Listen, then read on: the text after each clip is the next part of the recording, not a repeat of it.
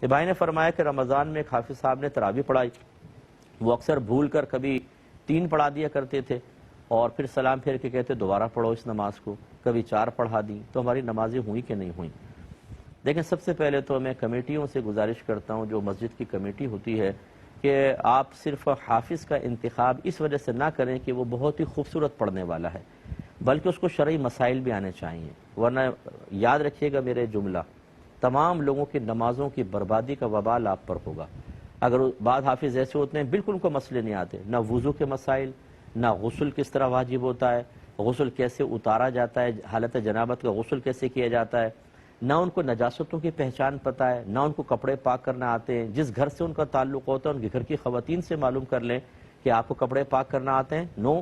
سارے پاک ناپاک اٹھا کے واشنگ مشین میں ڈال کر، وہ آٹومیٹک بھی نہیں ہوتی، گھمایا اور صاحب دھو کے دے دیا، ناپاک کپڑے پہن کر آ کے نماز پڑھ رہے ہیں، تو کیسے ہوگا؟ اسی طرح بہت سے حافظ میں تو کیونکہ زندگی گزر گئی اسی فیلڈ کے اندر، انہیں نہ نماز کی شرائط پتہ ہے، نہ واجبات پتہ ہیں۔ آپ نے جو بات بیان کی یہ بھی ظاہر کرتا ہے کہ ان کو مسئلے معلوم نہیں کہ اگر 3 رکعتیں پڑھا دیں تو نماز کیسے دوبارہ پڑھیں گے، سجدہ صاحب کرتے آخر میں، اور اگر 2 رکعت کے بعد اتحیات میں نہیں بیٹھے اور تیسری کا سجدہ کر لیا تو نماز گئی، پھر یہ کہ ان کو دوبارہ پڑھنی چاہیے تھی۔ تو یہ عجیب و غریب مطلب یہ کہ صورتحال ہوتی ہے کہ ہم حافظ کو رکھنے کے لیے کہتے ہیں حافظ صاحب 2 رکعت نماز آپ پڑھیں، ہم سنیں گے اور مقتدی سنیں گے، آپ کی قرات پسند آئے گی تو رکھ لیں گے۔ یعنی صرف آپ نے خوش الہانی کے لیے رکھا ہے ایک قاری صاحب کو، ایک حافظ صاحب کو، یا آپ نے نمازیں پڑھوانی ہیں،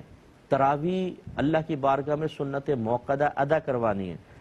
تو اگر آپ نے صرف خوش الہانی دیکھنی ہے باقی چیز نظر انداز کریں تو شریعت اس کو قبول نہیں کرتی ہے۔ اس لیے خوش الہان نہ بھی ہو، مسائل جانتا ہو، سب سے پہلی چیز، اس کے بعد خوش الہانی بھی ہو تو بہت اچھی بات ہے۔ تو بہرحال اب آپ کے حافظ صاحب نے جو کچھ کیا، آپ میرا مشورہ یہ ہوگا کہ آپ یاد کریں، لوگوں سے مشورہ کریں، اس کو لکھیں اور اپنے قریبی اہل سنت کے کسی دارالعلوم سے اس پہ فتویٰ لیں، ریٹن فتویٰ، اور وہ کمیٹی تک پہنچائیں دائرہ ادب میں رہ کر کے یہ معاملات ہوئے ہیں، نیکسٹ ٹائم ذرا احتیاط کریں، اس قسم کے